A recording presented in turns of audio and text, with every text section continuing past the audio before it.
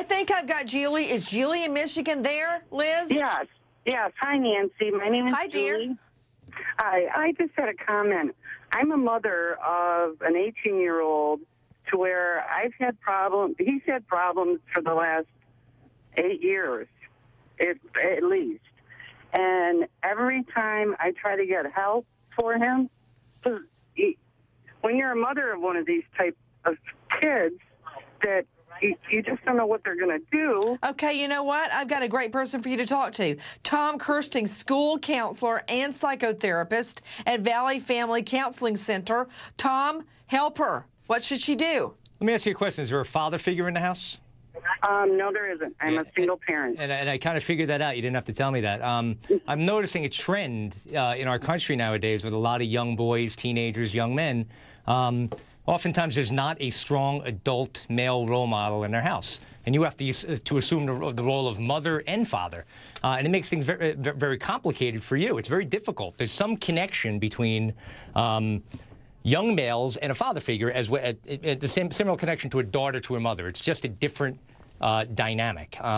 So, I think what you're going to have to do is I would recommend trying to find a male therapist that your son can connect with. That's something I do a lot of. You don't live near me, unfortunately.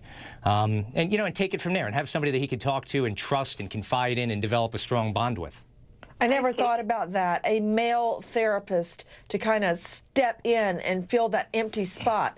But you know what? There are so many single parents. There's got to be answers for them. And when I think about what Nancy Lanza was going through, she thought she was dying with MS, obviously, is what she thought. She was preparing for the end. And she was desperately trying to get her son situated. Out to, is it Londa in Missouri? Robin in Ohio. Hi, Robin. What's your question? Hi, Nancy. I live in a small community with like 2,500 people. There's a major interstate and a prison within walking distance of the school. I would like an idea of what I need to do to bring it aware to people, hey, we right into the school any given minute of the day.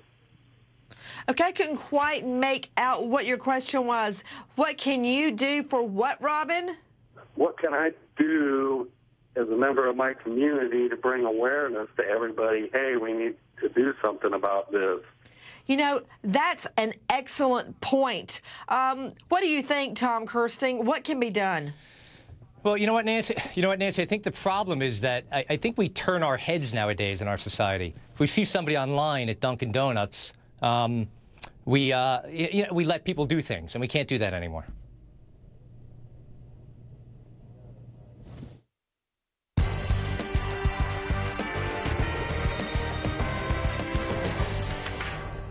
Okay, no offense, Tom Kersting, but I don't really understand what Dunkin' Donuts has to do with this.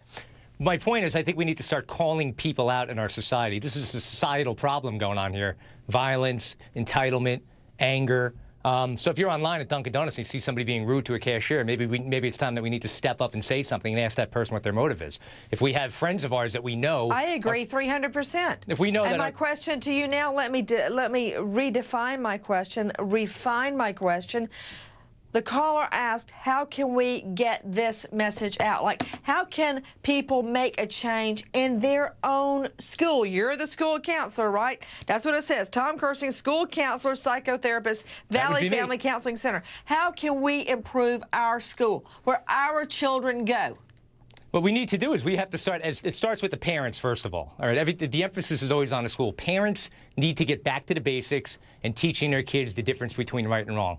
If we're feeding them, violent video games, what's going to happen? They're going to learn like a pilot learning how to a flight simulator. They're going to learn how to become violent human beings. So we need to start teaching our kids at home so that when they enter our building, that they're functional human beings.